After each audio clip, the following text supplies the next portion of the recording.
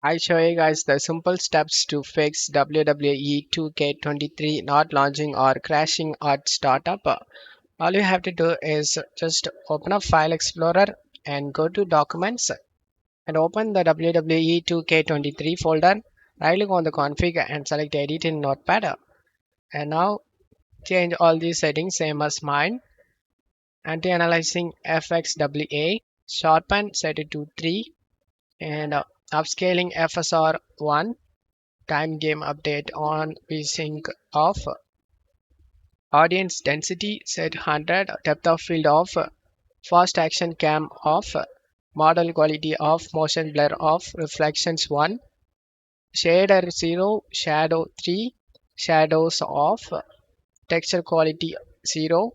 And resolution set this to height 720 and width set this to 1280.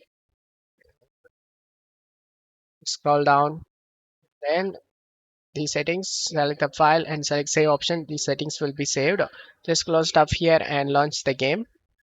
The game's default the settings all set to high, so the game is crashing at the startup. This can able to fix your problem, guys. I hope this video helped you guys. If the video helped you, don't forget to leave a like and subscribe. Thank you.